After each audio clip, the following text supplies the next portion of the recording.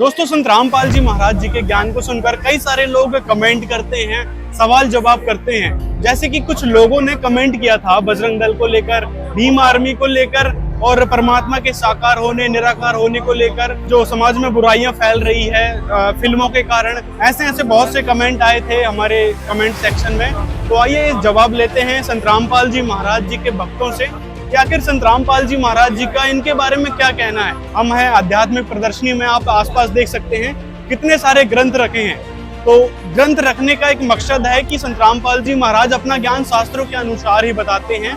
ये कहने का मतलब है, यहाँ पे देख सकते हैं कितने सारे भगत आए हैं जो ज्ञान समझ रहे हैं, उनको समझाया जा रहा है, शास्त्र खोल खोल के दिखाया जा रहा है। इसी कड़ी में यहाँ पे एक सेवादार हैं जो शास्त्रों की विवेचना करते हैं, खोल के दिखाते हैं। तो आइए उनसे जानते हैं कुछ आपके भेजे हुए सवालों के जवाब। प्रश्न आया हमारे पास राहु केतु पर कि जब ब्रह्मा विष्णु महेश और दुर्गा और ब्रह्म की मृत्यु हो जाती है तो जो समुद्र मंथन हुआ था तो अमृत निकाला था, तो वो राहु ने अमृत पी लिया था।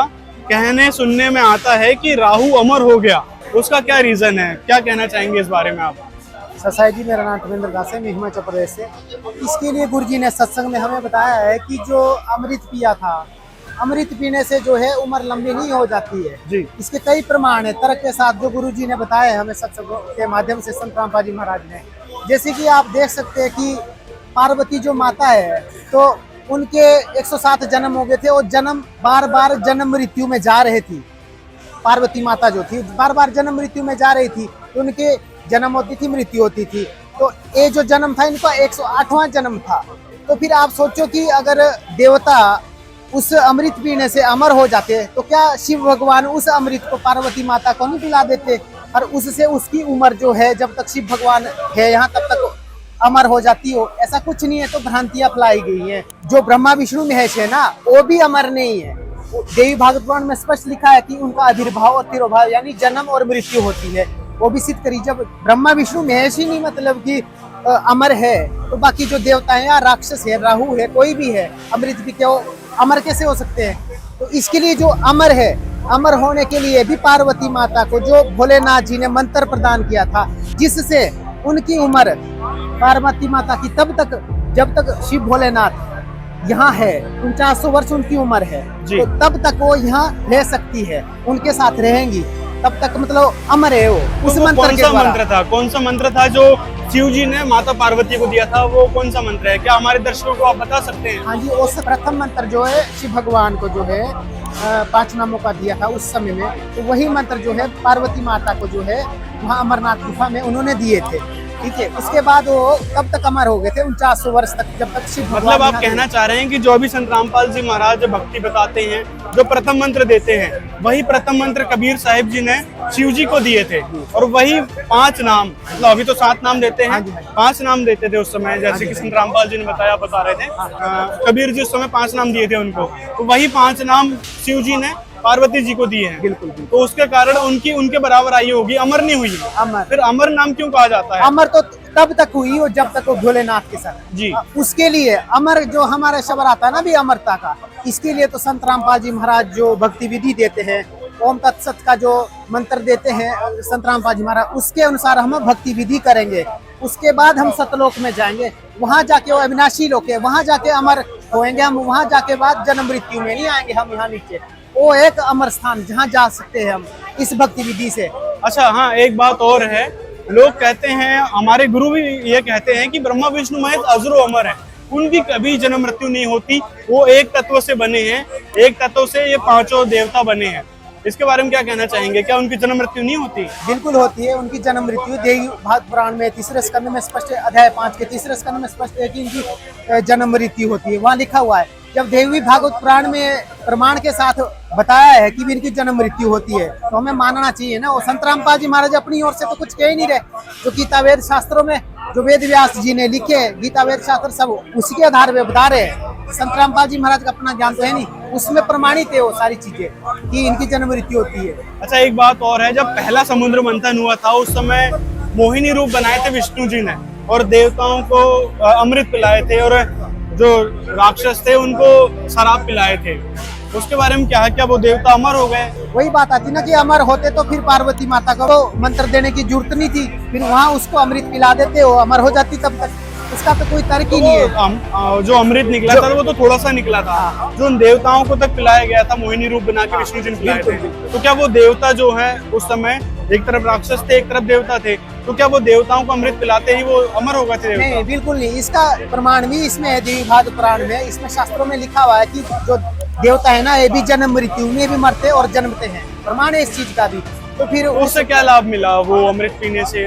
अब जैसे आप शराब से ले लो, शराब से क्या आनंद मिलता है पीने से, बस उसी तरह का अमृत पान करने से उनको आनंद ही प्राप्त कर सके। बाकी उम्र बढ़ने से उसका कोई तर्क नहीं है, वहाँ की उनकी उम्र बढ़ गई आज तक। ये तो पहले निर्धारित है, उम्र जो है ना देवी देवताओं की पहले निर्धारित है, इतनी उम्र है इनकी। उन्होंने उस अमृत को प्राप्त करने, जो युद्ध हुआ था, अगर उनको युद्ध करते, उनको पता था ना उस अमृत के बारे में, अमृत जब निकला अभी इससे हम थोड़े टाइम के लिए, उनके क्या पता उनकी सिद्धियां आ गई उनके ऊपर, क्योंकि देवता को उन्होंने पहले हरा दिया था। हाँ। उसके बाद उनको हरा नहीं पाए, जब अमृत पिया ना उन्होंने, उसके बाद वो देवता को नहीं हरा पाए। फिर मतलब उनमें इतनी सिद्धि शक्तियां तो आएगी ना देवताओं में उस अमृत को पीने से, कि वो राक्षसों से बचाव हो गया उनका। उसके बाद तो थोड़ा तो उनको कुछ लाभ मिला उस चीज। अच्छा, वो अमृत पिलाया गया था मोहिनी रूप द्वारा देवताओं को, तो उससे ये लाभ हो गया कि उस समय जो युद्ध होना था उसमें थोड़ी सी उनको शक्ति मिल गई, थोड़ी सी उम्र वहां पे बढ़ गई, कि जो अकाल मृत्यु होनी थी, युद्ध में मरना था, वहां से उनका बचाव हो गया उस अमृत को पीने से। तो इतना अमरता उनको मिला इस अमृत को पीने से, ना कि वो अमर हो गए। क्योंकि यहाँ पे जैसे कि संत रामपाल जी ने बताया कि ब्रह्मा विष्णु महेश भी नाशवान है, देवी भागवत महापुराण में उसका प्रमाण मिलता है। यहाँ तक कि शिव महापुराण में भी प्रमाण मिलता है कि ब्रह्मा विष्णु महेश और भी जो सभी देवता हैं वो नाशवान हैं, उनकी जन्म मृत्यु होती है। तो फिर जो अन्य देवता हैं वो कहाँ से अविनाशी हो सकते हैं या अमर हो सकते हैं, इस पर आप ही विचार कर सकते हैं। अब चलते हैं दूसरे क्वेश्चन पर। जैसे कि दूसरा क्वेश्चन इन्होंने किया है कि बजरंग दल जैसे कई सारे दल बने हुए हैं जो धर्म के नाम पर जनता को लूटते हैं, गुमराह करते हैं, तो सर उनके बारे में आप क्या कहना चाहेंगे? देखो जी, बजरंग दल के बारे में हम कहना चाहते हैं, वैसे तो हमारे सभी भाई हैं, ठीक है, भाई बंधु है, पर जो है हमारे नकली धर्म गुरु है ना, इन्होंने इनको भ्रमित कर रखा है। इन्होंने इनका मार्गदर्शन जो है गलत किया, जिस कारण से इस तरह के उपद्रव करते हैं। देखने में कई जगह आया, बाकी ऐसा कुछ नहीं। अब ये श्री राम जी को मानते हैं, हनुमान जी को मानते हैं, उसकी वजह से बजरंग दल मानते हैं, इनको बजरंग दल के हैं, तो ठीक है। तो जो राम जी ने भक्ति की, ओम नाम जाप करते थे वो, ठीक है, तो उस तरह का उनको करना चाहिए ना कि कहीं उपद्रव करना चाहिए या कुछ करना चाहिए। बाकी तो संत रामपाल जी महाराज सत्संगों में सब कुछ बताते हैं। बाकी तो सब भाई भाई है, कोई हमारा किसी के साथ बैर नहीं है, चाहे वो गुरु जी बताते हैं जीव हमारी जाति है, मानव, लेकिन फिर भी वो आपको विरोधी तो मानते हैं। हाँ, विरोधी मानते हैं, क्योंकि वो उन्होंने गीता वेद शास्त्र का अध्ययन जो है अभी अच्छे से किया नहीं। अगर राम चित्र को ही पढ़ लेंगे तो उनको पूरा वर्णन उसमें पता लग जाएगा। अभी जो मनु और शत्रुपा थे वो कौन सी भक्ति करते थे? देखो, बिना ज्ञान के विरोध करते हैं। जब हमें गीता वेद शास्त्रों से प्रमाणित जो ज्ञान है उसको देखेंगे, हम जब समझेंगे तभी तो हमें पता लगेगा कि क्या सत्य है। आज तक नकली धर्म गुरु यही बोलते थे कि ब्रह्मा विष्णु में अजरो अमर है, सारा कुछ है, तो सब मानते थे। पर गीता वेद शास्त्रों को 5500 वर्ष हो गए, उससे ज्यादा का समय हो गया, पर हम इनको खोल के नहीं देखा आज दिन तक इसमें है क्या। अब देखा उसमें उनकी मृत्यु होती है, सब कुछ उसमें लिखा हुआ। वैसे ही इसे बजरंग दल वाले हैं, अब ये हनुमान जी को इष्ट मानते हैं, बजरंग बली को जो है इष्ट मानते हैं। वो बजरंग बली जो है राम जी की भक्ति करते थे, बाद में तो परमात्मा की शरण में चले गए थे, उन्होंने नाम दीक्षा ले ली थी। पर फिर भी उनको ये देखना चाहिए, फिर जो राम जी है के बारे में आपको पता ही है कि राम जी का जीवन कैसे बीता, यहाँ पे कितने उन्होंने कष्ट उठाए, तो कर्म का भोग तो भोगना ही पड़ा उनको करने से, उनको उनके जो कर्म में लिखा था भोगना ही पड़ा। बाकी वो भक्ति तो और करते थे। तो इसी तरह से जो हमारे बजरंग दल के जो भाई बहन हैं उनको भी उसी तरह से चलना चाहिए ना, जो जैसे राम जी ने किया, ना कि उसके विरोध में कुछ करना चाहिए उनको। इनका कहने का मतलब है कि जैसे कि बजरंग दल वाले हनुमान जी की भक्ति करते हैं, हनुमान जी को इष्ट मानते हैं, हनुमान जी को संकट मोचन मान के चलते हैं, तो अब हनुमान जी रामचंद्र जी को इष्ट मानकर भक्ति करते थे, राम राम का जाप करते थे, जैसे कि आपने रामायण में सुन ही रखा है और सारे लोग जानते हैं कि हनुमान जी किस प्रकार रामचंद्र जी की भक्ति करते थे।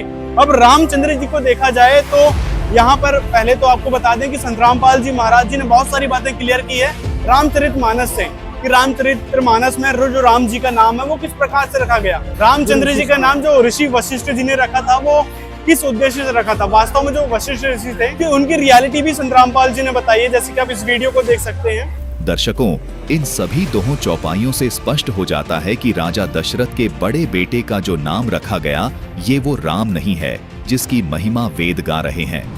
दर्शकों, यदि राजा दशरथ के बड़े बेटे रामचंद्र जी को केवल राम नाम होने के कारण ही ये मान लिया जाए कि वेदों में बताए गए परमात्मा वो ही हैं, तो भरत और शत्रुघ्न तो उनसे भी बड़े हो गए, क्योंकि भरत तो पूरी दुनिया का भरण पोषण करने वाले हो गए और शत्रुघ्न शत्रु का नाश करने वाले हो गए। दर्शकों, सोचिए कि क्या राजा दशरथ के पुत्र शत्रुघ्न का नाम जाप करने से पाप नाश हो सकते हैं, शत्रु का नाश हो सकता है? क्या लक्ष्मण जी का नाम जाप करने से वो शुभ लक्षण प्राप्त हो सकते हैं जो वेदों में वर्णित परमात्मा के हैं? दर्शकों, इन सभी बातों से सिद्ध होता है कि राजा दशरथ के पुत्र श्री रामचंद्र जी वेदों और गीता में बताए गए परम अक्षर ब्रह्म नहीं है। सतगुण श्री विष्णु जी के अवतार श्री रामचंद्र जी हुए हैं, जो केवल 3 लोक में एक विभाग यानी सतोगुण विभाग के स्वामी हैं, यानी पृथ्वी लोक, स्वर्ग लोक, पाताल लोक में एक विभाग के स्वामी है। इसलिए इनको त्रिलोकीनाथ भी कहा जाता है और परम अक्षर ब्रह्म को वासुदेव कहा जाता है, क्योंकि वो परम अक्षर ब्रह्म सर्व का मालिक है। उसी को आदि राम कहते हैं। परमात्मा कबीर जी ने सूक्ष्म वेद में बताया है कि राम राम सब जगत बखाने, आदि राम कोई बिरला जाने। निर्गुण सरगुण 2 धारा हैं, आदि राम कबीर तो न्यारा है। अनंत राम अयोध्या में आए, सो दशरथ के पूत कहाए। कोटि राम गए लंका तोरी, ताको लखी न अभिगत डोरी। आदि राम कबीर सरबंगी, अभिगत अस्थिर अचल अभंगी। आज तक श्री रामचंद्र जी को ही पूर्ण परमात्मा मानकर भक्ति कर रहे थे, जबकि संत रामपाल जी महाराज जी ने प्रमाणित कर दिया कि श्री रामचंद्र जी 3 लोक के राम हैं। अविगत राम तो कबीर परमेश्वर जी हैं, जो वास्तव में सृष्टि के रचयिता हैं, सबके पालन पोषण करने वाले हैं। आदि राम अर्थात अविगत राम कबीर की भक्ति करने से ही जीव का पूर्ण मोक्ष हो सकता है। अविगत राम कबीर की आदि सनातनी भक्ति वर्तमान में केवल जगत गुरु तत्वदर्शी संत रामपाल जी महाराज ही प्रदान कर रहे हैं। संत रामपाल जी महाराज जी ने बहुत सारे भेद खोले हैं रामचंद्र जी को लेकर के। रामचंद्र जी का नाम राम कैसे पड़ा? रामचंद्र जी जब यहाँ पर आए थे तो उनको अपने कर्म संस्कार भोगने पड़े, जो उनकी किस्मत में लिखा था उसका भोग भोगना पड़ा। जैसे कि वनवास में जाना, अपने बच्चों से दूर रहना, पत्नी से दूर रहना, और भी बहुत सारी यातनाएं उनको सहनी पड़ी इस गंदे लोक में आने के बाद। तो इस प्रकार जब रामचंद्र जी को भी अपना भोग भोगना पड़ा, तो फिर आम इंसान की क्या बस की बात है, मतलब उनको भी अपने कर्म संस्कार भोगने पड़ेंगे। ये बातें स्पष्ट रूप से आपको समझ आ जानी चाहिए जो संत रामपाल जी महाराज बताते हैं। परमात्मा की शरण में जाने के लिए इशारा किया है गीता ज्ञानदाता ने। अब आप उनको कृष्ण जी मान बैठे हैं गीता ज्ञानदाता को, जबकि संत रामपाल जी ने स्पष्ट किया है कि गीता का ज्ञान ब्रह्म ने दिया है। जैसे कि आप गीता अध्याय 8 के श्लोक 13 में आते हैं तो वहां पर कहता है कि मुझको प्राप्त करने का यह ओम एक नाम है, स्मरण करने का, मुझ निर्गुण ब्रह्म का। यहाँ पे स्पष्ट लिखा है मुझ निर्गुण ब्रह्म। साथ में गीता अध्याय 15 के श्लोक 4 में भी गीता ज्ञानदाता प्रभु कहते हैं कि मैं खुद उस पूर्ण परमेश्वर के शरण हूँ। यानी गीता ज्ञानदाता भी उस परमेश्वर के शरण में है। गीता ज्ञानदाता कौन है? ब्रह्म, जिसे काल भी कहते हैं, जिसका विवरण गीता अध्याय 11 श्लोक 31, 32 और फिर 47 में कहता है कि अर्जुन ये मेरा रूप पहले किसी ने नहीं देखा, क्योंकि उस समय ही दिखाया था उन्होंने। तो अब इसमें से सर एक क्वेश्चन और आता है कि लोग कहते हैं कि भाई परमात्मा यदि निराकार है तो फिर अर्जुन को कैसे दिख गए? अब बताओ कि परमात्मा साकार है या निराकार? जी, संत रामपाल जी महाराज ने वेदों से प्रमाणित किया कि जो परमात्मा है वो राजा के समान दर्शनीय और साकार है।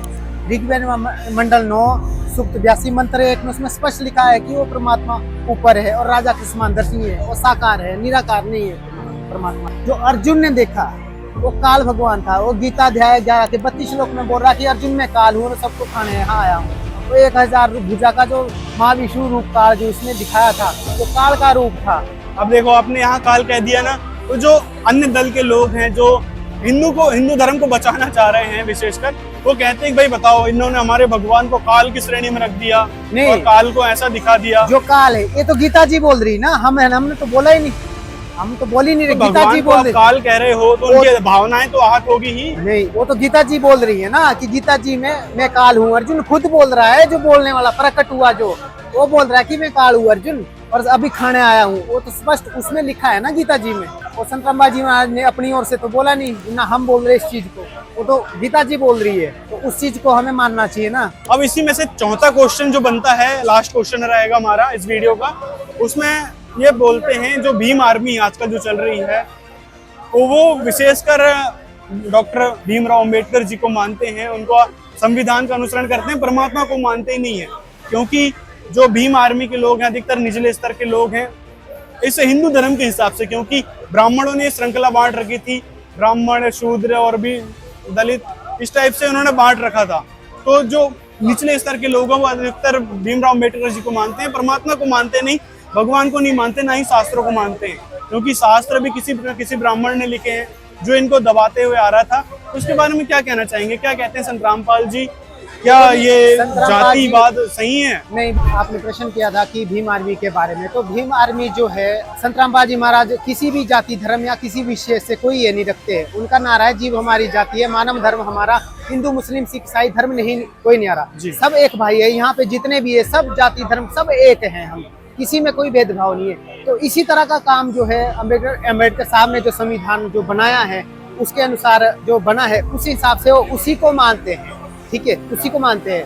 पर उसी संविधान को मानने से जो है हम मतलब कि परमात्मा के संविधान को नहीं हम ठुकरा सकते। परमात्मा का संविधान अलग है, उसको भी हमें मानना पड़ेगा, वो संविधान अलग है और परमात्मा का संविधान अलग है। और जितनी जातियां बनी हुई है सारा कुछ जो है जहर घोला, ये बहुत पहले का घुला हुआ है। ये जो हमारे भगवान है, चाहे ब्रह्मा विष्णु महेश ले लो या कोई और है, जो भगवान ये काल जाल है पूरा, ये ऐसा काल का भयंकर जाल है। जब तक तत्व ज्ञान हम नहीं समझेंगे और सुनेंगे नहीं संत रामपाल जी महाराज द्वारा बताया, तब तक ये चीजें खत्म नहीं होती। पर यहाँ आके ही इसका अंत है कि यहाँ आके सब एक जातिवाद जो खत्म है बिल्कुल, कोई धर्म नहीं, कोई कुछ नहीं, जीव हमारी जाति है, मानव धर्म हमारा, हिंदू मुस्लिम सिख ईसाई धर्म नहीं कोई नारा, सब एक होते हैं इसमें और पूरा विश्व एक होगा गुरु जी की दया से। तो उनसे यही प्रार्थना है जो भीम आर्मी के कि वो संत रामपाल जी महाराज के ज्ञान को भी पढ़े, उस संविधान को भी पढ़े, उस संविधान से क्या बताया उसमें भी किस तरह से रहना हमने, चाहे कोई ब्राह्मण समाज है या कोई और समझाए, उनके साथ भी हमने मतलब कि अच्छे तरह से रहना, वो परमात्मा के संविधान में बताया हुआ है। ये पांचवें वेद की वाणी है जो अमर ग्रंथ की वाणी है। कहने में ये भी आता है कि बेशक ग्रंथ अच्छे हैं, सही हैं, परमात्मा संविधान लिखा है, लेकिन ये ब्राह्मणों ने लिखा है, जो निचली जाति के स्तर के लोगों को दबाते हुए आ रहे हैं ब्राह्मण, उन्होंने लिखा है। इसलिए भी वो इन शास्त्रों का विरोध करते हैं कि भाई इन शास्त्रों को हमने नहीं मानना है, इस चीज के लिए विरोध करते हैं। क्या कहना चाहेंगे इसके बारे में? देखिए, शास्त्रों को मानना चाहिए। जो ज्ञान सूक्ष्म वेद पांचवें वेद से मैच करता है वो ज्ञान गीता वेद शास्त्रों पुराणों में बिल्कुल सही है और उसको तो मानना चाहिए, उसको मानना चाहिए। जो गलत है तो अपने आप दिख जाएगा आपको गलत है, ठीक है। नहीं, बात तो सही कह रहे हो आप, लेकिन इन किताबों को क्यों माने इनकी किताबों को, जब उन लोगों ने इनको दबाया है, इनके साथ कितना अत्याचार किया पहले के समय में आप देख सकते हैं। जिन्होंने ये किताबें लिखी हैं ये ब्राह्मण समुदाय से आते थे, वेद पढ़ने को इनका अधिकार दे रखा था, लेकिन अब भीमराव अंबेडकर जी ने संविधान बना दिया है, उसके बाद से तो ये क्लियर हो गया कि सभी बराबर का दर्जा दे दिया उन्होंने। लेकिन पहले क्या करते थे लोग, जो ब्राह्मण हुआ करते थे विशेषकर, वो निचली जाति के जो शूद्र लोग होते थे उनको देखना भी पसंद नहीं करते थे, उनको मारा जाता था कोड़ों से, मतलब उनको एक प्रकार से दुर्गति की जाती थी। तो इसीलिए भी लोग जो हैं परमात्मा को मानना ही उन्होंने बंद कर दिया, भगवान को मानना ही बंद कर दिया।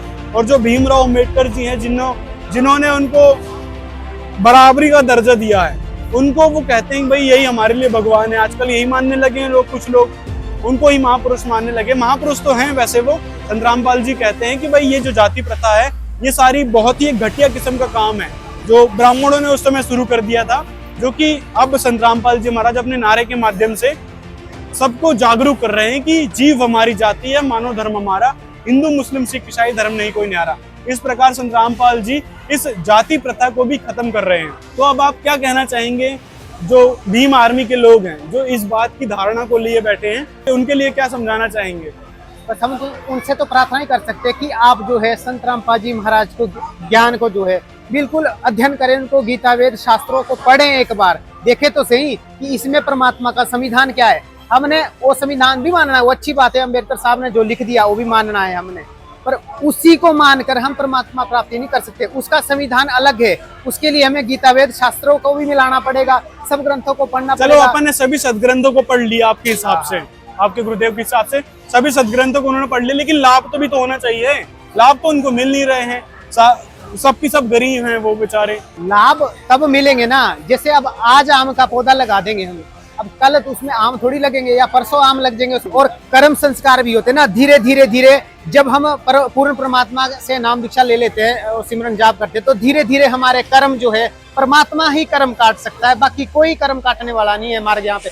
परमात्मा कर्म काटते हैं, जो हमारे पाप कर्म पिछले हैं उनके कारण जो है हम यहाँ पे, जैसे किसी ने पिछले में जन्म में दान नहीं दिया, वो मूल कारण होता संस्कार का, कर्म संस्कार, दान नहीं दिया तो इस जन्म में वो दरिद्र बनेगा। तो निश्चित बात है अगर वो दान देता तो धनी बनता, वो कर्म संस्कार है। इस कर्म को माना किसी गरीब आदमी, तो मतलब वो कर्म संस्कार के कारण अभी निर्धन है, निर्धन है, वो और कर्म सिर्फ संस्कार भगवान को वो दोष दे रहे हैं कि भाई भगवान को दोष दे रहे हैं। हमको क्यों नहीं अमीर बनाया, मतलब ये कहना चाह रहे हो। कर्म संस्कार तो होता है। संत रामपाल जी महाराज ऐसे लोगों के लिए क्या कर रहे हैं? ऐसे लोगों के लिए संत रामपाल जी कहते हैं कि मेरा ज्ञान पहले समझो, अच्छे से समझो, फिर उसको मतलब कि पूरा जांच परख के फिर उसके बाद नाम दीक्षा लो, फिर भक्ति शुरू करो आप। फिर धीरे धीरे उन पाप कर्मों को परमात्मा काटता है, फिर धीरे धीरे धीरे धीरे अपना जीवन सुखमय हो जाता है। आप किसी को पूछ लो, यहाँ करोड़ों भक्त आए हुए, उनके पहले क्या थे हैं? अब तैमूरलंग था, उसको 1 रोटी का दान उसने दिया था, कबीर साहब को उसको 7 पीढ़ी का राज दे दिया था।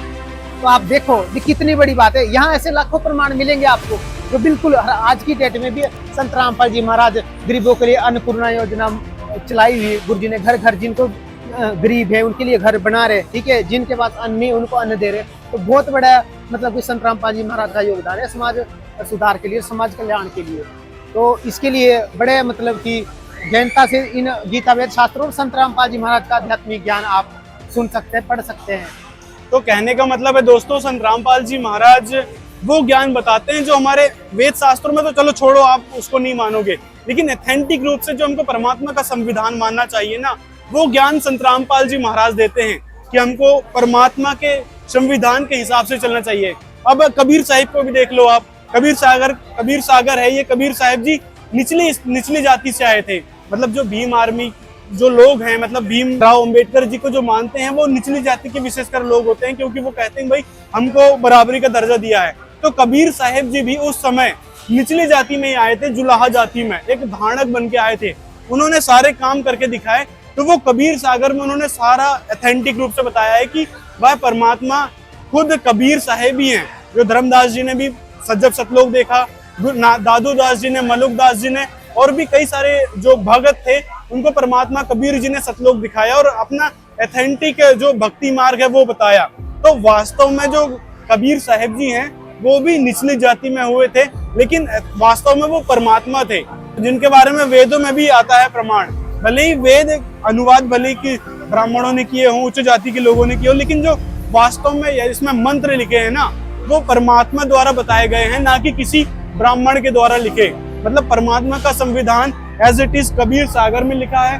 कबीर सागर में बहुत सारी ऐसी वाणियां हैं परमात्मा को लेकर, और परमात्मा ने अपना संविधान में बताया है कि आप किस प्रकार से परमात्मा से लाभ ले सकते हैं, किस प्रकार आप अपने जो दुख आ रहे हैं उनका निवारण पा सकते हैं। तो एथेंटिक रूप से देखा जाए, यदि हम परमात्मा से लाभ लेना चाहते हैं तो परमात्मा कबीर साहिब ही हैं जो हमको लाभ दे सकते हैं, हमारे कर्म संस्कार काट सकते हैं, जिसके बारे में वेदों में लिखा है। और साथ में जो लोग रविदास जी को मानते हैं, तो रविदास जी ने भी कबीर साहिब को ही गुरु बनाया था।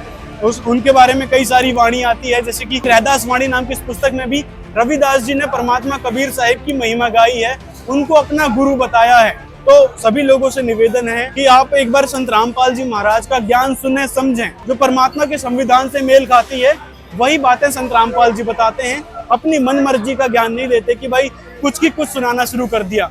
जैसे कि आप अन्य संतों को देख सकते हैं, जो अन्य संत हैं वो किस प्रकार का ज्ञान दिया करते हैं, नॉर्मल जो भी उनके मन में आई वो बातें सुना दिया करते थे। लेकिन संत रामपाल जी एथेंटिक रूप से शास्त्रों के अनुसार ही ज्ञान देते हैं, जो शास्त्रों में लिखा है। तो ये थी संत रामपाल जी महाराज की सच्चाई। जो लोग विरोध करते हैं उनसे भी निवेदन है कि एक बार आप संत रामपाल जी के ज्ञान को समझें, सुने कि वास्तव में वो कहना क्या चाहते हैं, उनका उद्देश्य क्या है।